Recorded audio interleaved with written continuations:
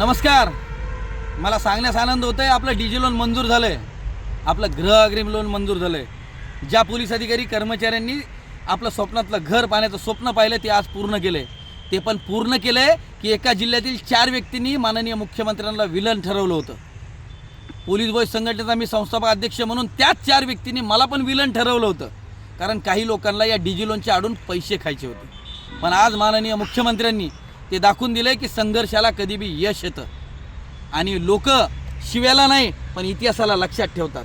मी पोलिसाचा पोरगं म्हणून या 4 लोकांनी मला खूप त्रास देण्याचा प्रयत्न केला, पण महाराष्ट्रातील हजारो पोलीस अधिकारी कर्मचाऱ्यांनी मला फोन करून मनोधैर्य वाढवलं की भैया पोलिसांचं डीजी लोन हे तूच करू शकतो, कारण सुरुवात तूच केली. 2023चं डीजी लोन पण मंजूर करण्यासाठी तुम्हीच आवाज उठवला होता. हे यांचे शब्द कुठेतरी मला लढण्याची ताकद देत होते. मी 2 वर्षापासून माननीय मुख्यमंत्र्यांकडे मी या गोष्टीचा पाठपुरावा करत होतो. मध्ये खूप सारे उपसचिव बदलले, आता साखरे साहेब आले, पण साखरे साहेबांनी त्या पॉझिटिव्हनी केलं.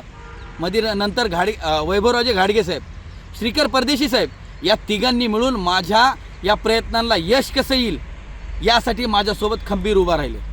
आता श्रेय कुणी पण घेऊ द्या, मला खुशी ह्या गोष्टीची आहे की माननीय मुख्यमंत्र्यांनी महाराष्ट्रातील तमाम पोलीस अधिकारी कर्मचारी यांचं गृह अग्रिम लोन मंजूर झालं.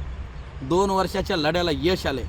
अहो सर, दगडाचे घाव सोसल्याशिवाय पण यश येत नाही असं म्हणतात ना, ही मन आता खरी झाली आहे. याच्यातून मला शिकण्यास मिळालं की खूप लोक शिव्या देतील, पण आपण आपल्या कर्तव्याशी कधीही त्याच्यासोबत मागं फिरायचं नाही.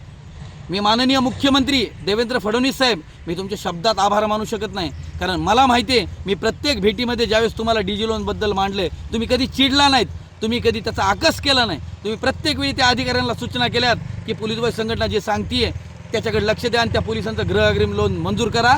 पोलिसांचं स्वप्नातलं घर मला पूर्ण करायचं आहे.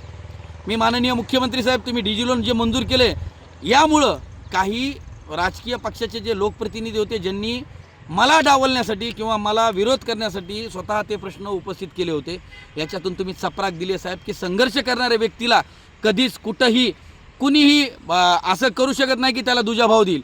पण साहेब, खरंच मी तुम्हाला सॅल्यूट करतो. जे मला महाराष्ट्रातून तमाम पोलीस अधिकारी कर्मचारी यांचे फोन येत आहेत की राहुल थँक्यू, तुमच्यामुळं झालं, धन्यवाद, हे मला लढण्याची ताकद देत आहेत. मी आज खुश याच्यासाठी आहे की माझ्या लढ्याला यश आले. मी खुश याच्यासाठी आहे की माझ्या पोलिसाच्या स्वप्नातलं घर होतं आहे. मी आज प्रवासात आहे. 9 नोव्हेंबरला आपण पोलीस बॉय संघटनेची राज्यस्तरीय बैठक पण नवी मुंबईला घेतो आहे. आता या बैठकीमध्ये माननीय मुख्यमंत्र्यांचा आभाराचा आपण सेशन घेणार आहे. महाराष्ट्रातील तमाम पोलीस कर्मचाऱ्याचा आशीर्वाद हे आपल्या पाठीशी आहे. मध्ये 2022 आणि 23मध्ये ज्या कोरोना काळातील युवकांचं वय पोलीस भरतीसाठी निघून गेलं, तो पण माननीय मुख्यमंत्र्यांनी प्रश्न मार्गी लावला आणि त्या युवकांना संधी दिली. हे बघा, महाराष्ट्र पोलीस, मी 8 वर्ष झाले मी संघटनेच्या माध्यमातून काम करतोय.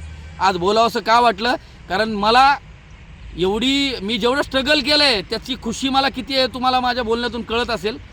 ठीक आहे, जे बोलले ते बिचारे त्यांचं कर्तव्य होतं, त्यांना कुठल्या तरी राजकारण्याने सांगितलं होतं, पण ते 4 जणांना जे होते, जे मला पर्सनली बोलायचे, काही मेसेज करायचे, त्यांना मी कधी वाईट बोललो नाही, कारण मी पोलिसाचं पोरगं आहे. मला उत्तर देता येत होतं, पण मी कामातून उत्तर देतो. मी तुमच्या असल्या बांडगुळ्या शब्दाला उत्तर देत नाही. हे महाराष्ट्रातील पोलीस अधिकारी कर्मचाऱ्यांनी लक्षात घेतलं आहे.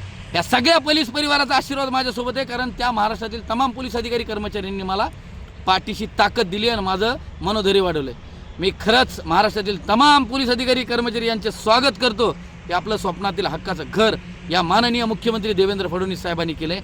आणि मी राहुल दुबाले, महाराष्ट्र पोलीस बॉय संघटना संस्थापक अध्यक्ष, मी आभार मानतो या लढ्यामध्ये ज्या अधिकाऱ्यांनी, ज्या कर्मचाऱ्यांनी, ज्या पोलीस बॉय संघटनेच्या प्रत्येक पदाधिकाऱ्यांनी मला सहकार्य केलं, त्या सगळ्यांचे आभार मानतो. हे यश माझ्या एकट्याचं नाही आहे, हे यश फक्त आणि फक्त माननीय मुख्यमंत्री देवेंद्र फडणवीस साहेबाचे. मी फक्त जरिया, मी प्रयत्न करत राहतो. असे अनेक विषय माझ्यापर्यंत सांगत राहा. मी नक्कीच यश आणि माननीय मुख्यमंत्र्यांकडून ह्या गोष्टी मंजूर करून घेईल.